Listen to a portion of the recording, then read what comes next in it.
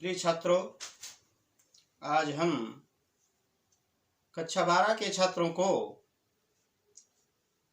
आधुनिक काल के ब्रजभाषा के सर्वश्रेष्ठ कवि जगन्नाथ दास रत्नाकर के द्वारा रचित उद्धव शतक के बारे में बताएंगे और इनके जन्म के संबंध में थोड़ी सी जानकारी देंगे। जगन्नाथ दास रत्नाकर का जन्म 1866 ईस्वी में काशी के एक प्रतिष्ठित वैश्य परिवार में हुआ था।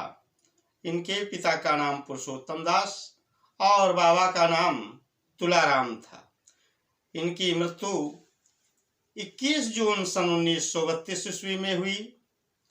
इनकी कई रचनाएं हैं, लेकिन उन सब में उद्धव शतक और गंगा अवतरण विशेष प्रमुख हैं।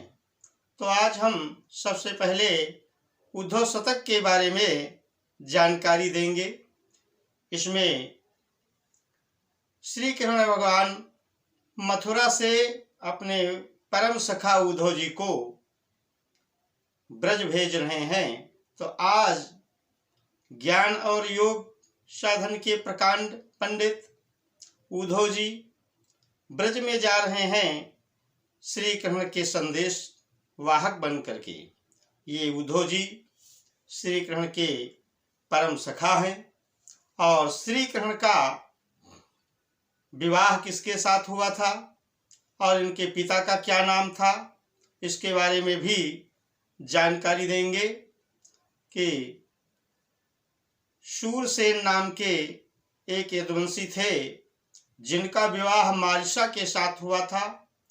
इनके 10 पुत्र थे और उनमें वसुदेव जी सबसे श्रेष्ठ थे। वसुदेव का विवाह देवक की 7 कन्याओं के साथ हुआ था। रोहिणी भी इन्हीं की पुत्री थी। तो इनका विवाह वसुदेव जी का देवकी जी के साथ में हुआ। उन्हीं के पुत्र ये श्री कृष्ण भगवान हैं और उद्धव जी इनके परम सखा हैं। जब श्री कृष्ण भगवान ब्रज से मथुरा को चले जाते हैं तो ब्रज में सारी गोपियां और ग्वाल बाल बड़ा बेचैन हैं। तो उन्हें धैर्य बंधाने के लिए और यह बताने के लिए उद्धव जी को भेज रहे हैं कि तुम गोपियों से उन ग्वाल बालों से बता देना कि हम कहीं गए नहीं हैं, हम तो सभी जगह विद्यमान हैं। क्योंकि गोपियां श्री कृष्ण के बिना बड़ा बेचैन रहती हैं। श्री कृष्ण जब रहते हैं ब्रज में तो उनकी बंसी की तान बड़ा प्रेम के साथ और बड़ी उत्कंठा पूर्वक श्रवण किया करती थी। तो जैसे ही ब्रज में ये समाचार आता है कि श्री कृष्ण के द्वारा भेजा गया कोई संदेश वाहक मथुरा से आया है, तो गोपियां यह जानने के लिए कि कौन सा संदेश वाहक आया है और उस संदेश पत्र में क्या लिखा है, इसको जानने के लिए बड़ी ही उत्सुकता पूर्वक जो है नंद के दरवाजे पर समूह बना करके एकत्रित होने लगती हैं। भेजे मन भावन के उद्धव के आवन की, भेजे मन भावन के उद्धव के आवन की, सुधि ब्रज गावन में पावन जबे लगी, कहें रत्नाकर ग्वालिन की झोरी झोरी, दौरी दौरी नंद पौरी आवन तबे लगी। जैसे ही मन भावन अर्थात कृष्ण के द्वारा भेजे गए संदेशवाहक उद्धव के आने की खबर ब्रज में फैलने लगी, वैसे ही रत्नाकर कब कहते हैं कि ग्वालिन की झोरी झोरी, ग्वालिन माने गोपियों के, झोर झोर माने झुंड के झुंड, दौड़ दौड़ माने दौड़ दौड़ कर, नंद पौर माने नंद के दरवाजे पर आवन तवे लगी, मतलब इकट्ठा होने लगी। जैसे ही यह खबर लगी कि प्रीतम कृष्ण के द्वारा भेजा गया कोई संदेश वाहक ब्रज में आया है, वैसे ही गोपियों के झुंड नंद बाबा के दरवाजे पर समूह बना करके वो इकट्ठा होने लगे। उचकी उझकी पद कंजन के पंजन पे, और पेखी पेखी पाती छोहन छबे लगी। हमको लिख्यो है कहा, हमको लिख्यो है कहा, हमको लिख्यो है कहा, कहन सबे लगी।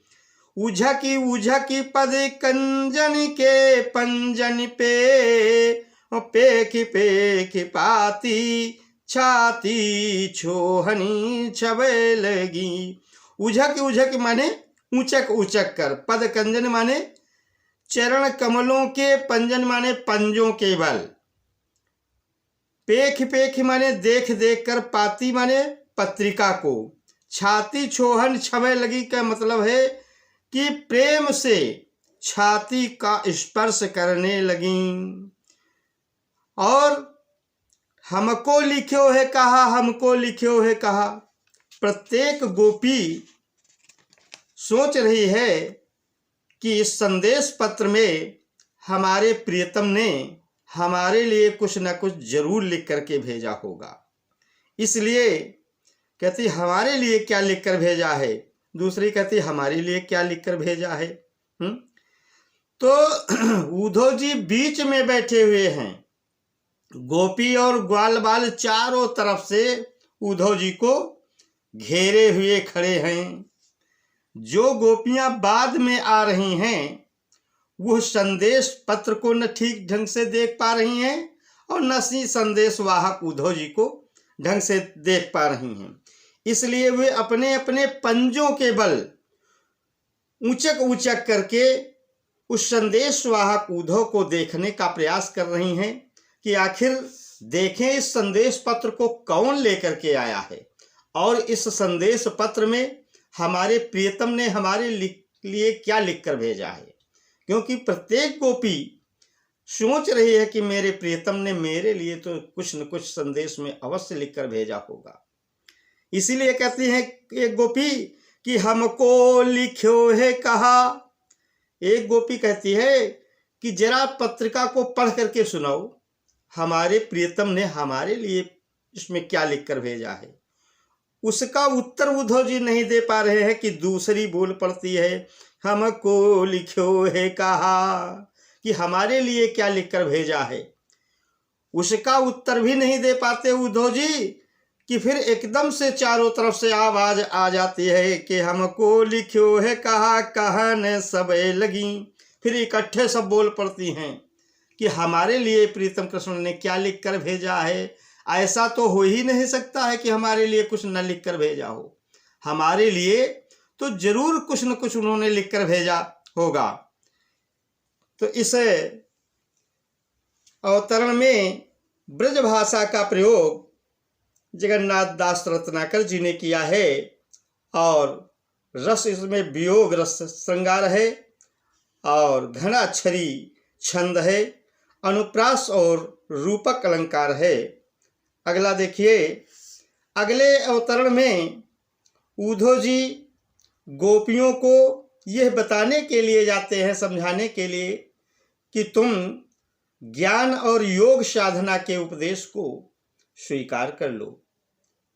लेकिन गोपियां उद्धव के ज्ञान और योग साधना के उपदेश को मानने के लिए तैयार नहीं होती हैं, क्योंकि गोपियां कहती हैं हम तो श्री कृष्ण से प्रेम करती हैं, उन्हीं की भक्त हैं, इसलिए तुम्हारे ज्ञान और योग साधना के उपदेश को हम स्वीकार नहीं कर सकती हैं। देखिए, चाहत जो स्वबस संजोग श्याम सुंदर को, अजोग के प्रयोग में हियो तो बिलसो रहे, कहें रत्नाकर सु अंतर्मुखी है ध्यान, और मंजु ही कंज जगी ज्योति में धसो रहे। ऐसे करोलीन आत्मा को परमात्मा में, और जामे जड़ चेतन विलास विकसो रहे। मोह बस जोहत बिछोह जी जाको छोहि, और सो तो स्वयंतर निरंतर बसो रहे। तो उद्धव जी गोपियों से कहते हैं कि अगर तुम ऐसा संयोग चाहती हो कि श्री कृष्ण हमारे अधिकार में बने रहें, तो तुम्हें एक काम करना पड़ेगा। चाहत जो स्वबस संजोग श्याम सुंदर को, तो जोग के प्रयोग में ही हो तो विलसो रहो। अगर तुम लोग ऐसा चाहती हो कि श्री कृष्ण हमारे अधिकार में हो जाए, हमारे बस में हो जाएं, तो तुम्हें एक काम करना पड़ेगा कि योग के प्रयोग में ही हो तो धुल बिलसो रहो। तुम्हें योग साधना का सहारा लेना पड़ेगा, तभी ऐसा संभव हो सकता है। और कहें रत्नाकर सुअंतर्मुखी है ध्यान, और मंज ही कंज जगी ज्योति में धसो रहो। रत्नाकर कवि कहते हैं कि उद्धव जी कहते हैं कि गोपियां अगर ऐसा चाहती है कि श्याम सुंदर मेरे बस में बने रहें, तो सबसे पहले उनको योग साधना का सहारा लेना पड़ेगा, और हृदय में को संसार से हटा करके उसमें अपने मन को ज्ञान ज्योति में लगाना पड़ेगा। ऐसा अगर संयोग सब चाहती हैं, तो हृदय रूपी कमल में प्रज्वलित होने वाली ज्ञान रूपी ज्योति में ध्यान को लगाना पड़ेगा, तभी श्री कृष्ण की अविचलित प्राप्त हो सकती है, अन्यथा ऐसा संभव नहीं है। और क्या कहते हैं कि उद्धव जी गोपियों से कि ऐसे करो लीन आत्मा को परमात्मा में, जामे जड़ चेतन विलास विकसो रहो। कि तुम पहले ऐसा करो कि अपनी आत्मा को परमात्मा में इस प्रकार से एक कर दो, आत्मा को परमात्मा में मिला दो, जिससे जड़ और चेतन का आनंद सदैव प्रकट होता रहे। तभी तुम्हें इस वियोग पीड़ा से मुक्ति मिल सकती है। और मोह बस जा जोहत बिछोह जी जाको छोहि, और सो तो स्वयंतर निरंतर बसो रहे। और क्या कहते हैं कि उद्धव जी कि मोह के वशीभूत हो करके तुम जिस कृष्ण की वियोग व्यथा को झेल रही हो, वो तो तुम्हारे हृदय में ही विराजमान है। और सो तो स्वयंतर निरंतर बसो रहो।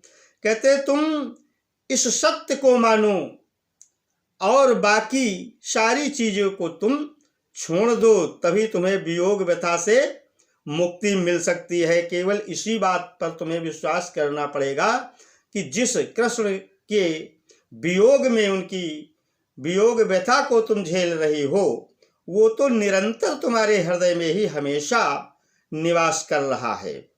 इस अवतरण में भी वियोग श्रृंगार है और ब्रज भाषा का प्रयोग जगन्नाथ दास रत्नाकर जी ने किया है। अगले अवतरण में देखो उद्धव जी की ज्ञान और योग साधना की बातों को सुनकर के गोपियों के ऊपर क्या प्रभाव पड़ा, उनकी दशा कैसी हो गई, इसका वर्णन किया जा रहा है। इस सुनी सुनी उद्धव की अकह कहानी कान, को ठहरानी को था नहीं थिरानी है, कहीं रत्नाकर रिसानी बररानी को, को बिल खानी बिके लानी बिथे कानी है। सुनी सुनी ऊधो की अकह कहानी कान, को ठहरानी को था नहीं थिरानी है।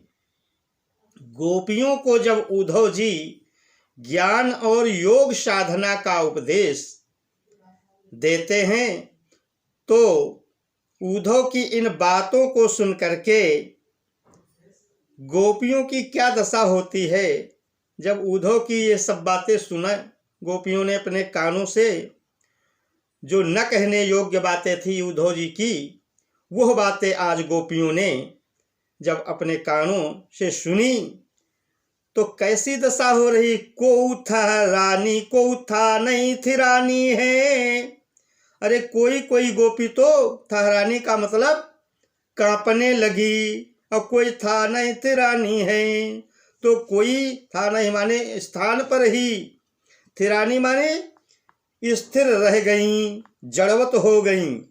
और कहीं रत्नाकर रिशानी बररानी को, तो रत्नाकर कवि कहते हैं कि कोई कोई गोपी तो उद्धव की ऐसी बातें सुन करके रिशानी का मतलब बहुत क्रोधित हो उठी, क्रोध करने लगी जब उद्धव की ये बातें सुनी।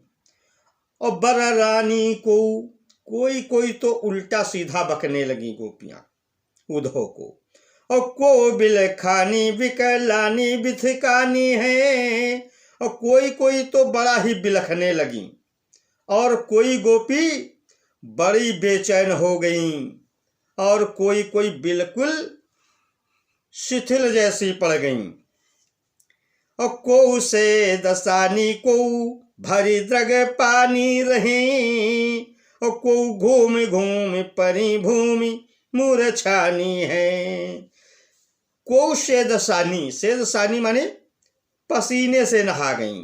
जब उद्धव ने गोपियों को ज्ञान और योग साधना की बातें सुनाई तो किसी किसी गोपी का शरीर पसीने से तरपतर हो गया। और को भरी द्रग पानी रही, किसी किसी गोपी के नेत्रों में आंसू भर आए।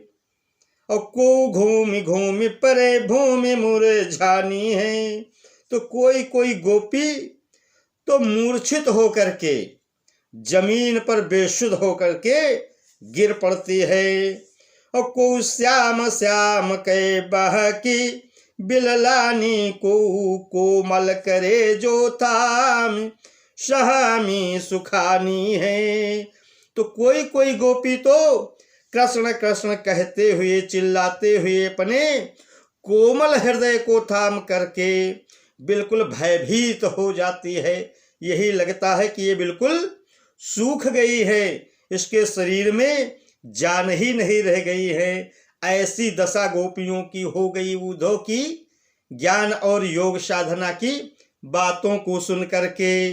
इसमें भी ब्रज भाषा का प्रयोग जगन्नाथ रत्नाकर जी ने किया है। घनाक्षारी छंद है और वियोग श्रृंगार है। अगला देखिए,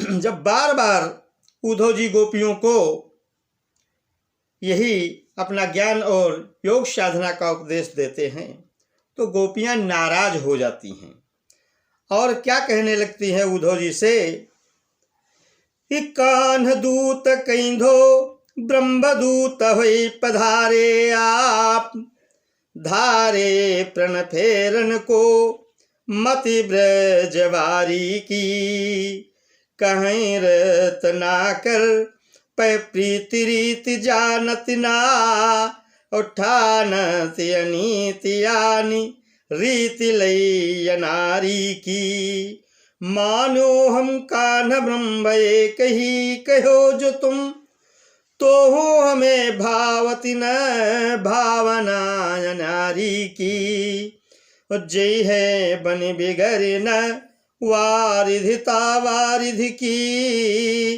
बूंदता विलय है बूंद बिवसे बिचारी की।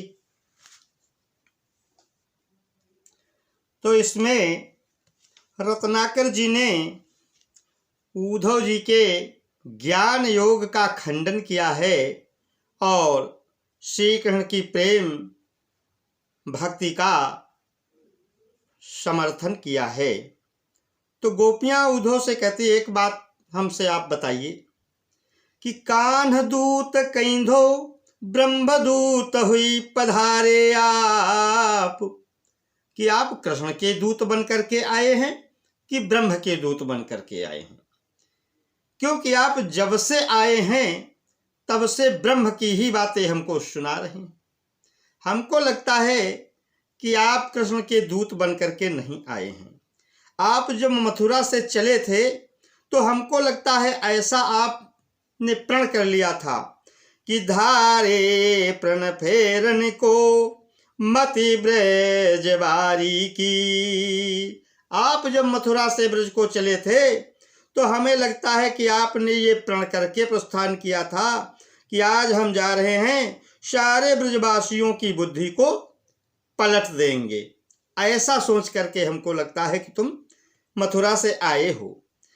कहीं रत्नाकर पे प्रीति रीति जानति ना, उठानति अनीति आनी रीति लई नारी की। रत्नाकर कवि कहते हैं कि गोपियां कहती हैं उद्धव से, हमको लगता है कि तुम प्रेम के रीति रिवाजों को भली भांति जानते नहीं हो कि प्रेम क्या होता है, इसीलिए आप दूसरे के रीति रिवाजों को यहाँ लेकर के आ गए हो, क्योंकि प्रेम के बारे में आपको सही जानकारी नहीं है। हम गोपियां तो कृष्ण की प्रेमिकाएं हैं, उन्हीं से प्रेम करती हैं, और आप कहते हैं कि श्री कृष्ण से प्रेम और उनकी भक्ति करना छोड़ दें, ज्ञान और योग साधना के उपदेश को हम स्वीकार कर लें। लेकिन हम गोपियां ऐसा करने के लिए किसी कीमत पर तैयार नहीं हो सकती हैं। और क्या कहती हैं गोपियां कि मानो हम कान्ह ब्रह्म एक ही कहो जो तुम, और तो ही हमें भावती न भावना नारी की। गोपियां कहती, चलो कोई बात नहीं, हम तुम्हारी इस बात को मानने के लिए तैयार हैं कि ब्रह्म और कृष्ण एक ही है जो आपने कहा, लेकिन फिर भी हम दूसरे के रीति रिवाजों को स्वीकार करने के लिए तैयार नहीं हो सकते हैं। क्योंकि अगर हम कृष्ण से प्रेम ना करें तो इससे उन पर कोई फर्क नहीं पड़ेगा, लेकिन हम गोपियों का तो अस्तित्व ही समाप्त हो जाएगा। कैसे कि जय है बन बिगड़ न वारिधिता वारिधि की, और बूंदता बिलई है बूंद बिवसे बिचारी की। जय है बन बिगड़ न वारिधिता वारिधि की। कहती गोपियां कि अगर एक बूंद समुद्र में डाल दी जाए तो इससे समुद्र पर क्या फर्क पड़ना है? समुद्र पर कोई फर्क नहीं पड़ेगा, किंतु बूंदता बिलई है बूंद बिवसे बिचारी की। लेकिन बूंद का तो अस्तित्व ही समाप्त हो जाएगा। ऐसे ही हम गोपियां अगर कृष्ण से प्रेम ना करें तो उन पर इसका कोई फर्क नहीं पड़ने वाला है, किंतु हम गोपियों का अस्तित्व ही समाप्त हो जाएगा। इसमें भी वियोग श्रृंगार है, कवित्व छंद है, और अब शेष भाग अगले दिन प्रिय छात्रों बताएंगे। और आप सब लोग हमारे आधुनिक हिंदी ज्ञान सागर चैनल को सब्सक्राइब करें और अपने दोस्तों को भी इससे जोड़ने का प्रयास करें, तभी पूरा फायदा आप सबको मिल सकेगा। शेष अगले दिन।